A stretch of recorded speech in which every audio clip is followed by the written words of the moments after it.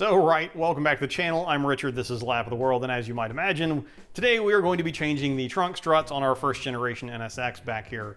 We will bring you along for that process and cover the what you'll need and the how to do it, so that you'll have that information should the same thing happen to you, or should you suspect it start happening out at a car show on a breezy day and it won't quite stay up.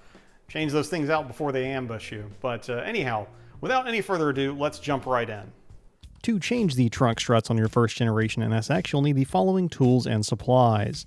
Starting with a pair of replacement gas struts, you'll also want to consider a matching pair of replacement E-clips, a thin blade flat screwdriver, a pair of needle nose pliers, a 12mm box wrench, a pair of safety glasses, and about a 3-foot prop rod. A quick word on replacement struts. Obviously the Honda part is the way to go, but if you're in a pinch and want to order the Wish or Temu version, you at least want to make sure that the upper end mount is shaped correctly with an offset. This is correct, this is not. I've been too cheap to change these until they failed, but they've been a pain in my butt for years, popping out of place due to the tension from the incorrect angle. Moving to the back of the car, the first step will be using whatever Acme trunk prop you have handy to hold open the lid. A jack handle does the trick in my case. Bonus points for putting a towel or service mat around the trunk opening in case that prop slips. With the trunk lid now secure, we can move on to addressing the gas struts that should normally keep the lid off your head while you're accessing your luggage, or CD changer for those fond of antiques. The left side strut is the more complicated to deal with, so we'll use it for demonstration. The first step will be to detach the wiring for the wing-mounted brake light from the strut body. If you have the stock setup, you can use a pick or screwdriver to unclip the clamshell sleeve that will be around the strut body, or if you're a trash panda like me, then it may just be a question of clipping off some zip ties. With the wire out of the way, next we'll want to remove the top end of the gas strut from the stud on the trunk lid. Safety glasses on, as the E-clips can be fairly dynamic in their removal. Using a shop rag as a catcher's mitt, pry with a thin screwdriver to dislodge the E-clip. Then mind your prop rod is secure or someone's holding it in case you need to lift slightly on the trunk lid to facilitate removing the strut from the upper stud. With the strut loose at the top, use your 12mm box wrench to undo the ball stud bolt at the bottom and remove the gas strut from the car. In the case that you need to reuse the ball studs here, the extraction process looks like it's fairly constant across most of these that I've seen.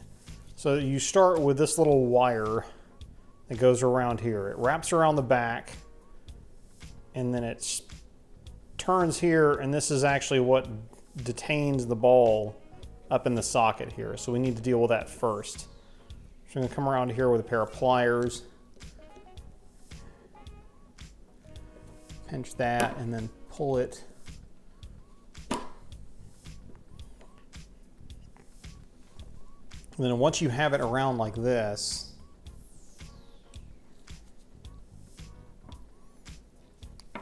once it's unclipped, you can just turn it around, slide it out here, and then using some needle nose pliers, like a little bit, almost like a small pickle fork.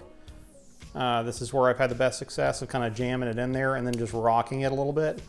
And I was able to get these out. And then putting them back in, if you need to put them back in, same process. Worst case, you could probably use a vise to force the issue. But with these, I'm able to just kind of shove them back in there with some effort by hand, and then you just reverse the process to put the little retention clip back in, and you should be good to go. Installing the new struts is the reverse of disassembly. I found I was able to mash the E-clips most of the way into place by hand, just using the pliers to ensure that they're fully seated. Take care not to over-tighten the lower ball stud bolt. A smidgen more than snug should do the job in the absence of an easy way to get a torque wrench on the scene.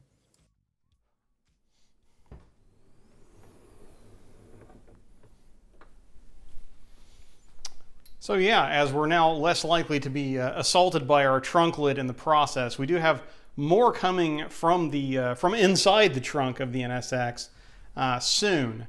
But for now, we hope you found this video informative, if not entertaining, as we add another somewhat impromptu installment into the NSX DIY catalog on the channel.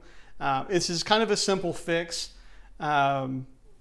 you know, on a scale of like a difficulty scale of 1 to 5, with 5 being super hard, this is definitely like a 1.5, I would say. You know, maybe a 2 if the snap ring, if the ball studs are kind of crusty or something like that, or you have to reuse those, it gets a little more fiddly. But overall, super easy, definitely something you can do at home. And you kind of have an assortment of parts to choose from. I think, as always, probably the factory Honda part is the way to go. However, that failing or that being out of your budget for right now, there are other options at least out there. So with that said, again, hope you found the video useful. And until next time, I'm Richard. This is Lap of the World. We'll see you guys all in the next video, if not at the track.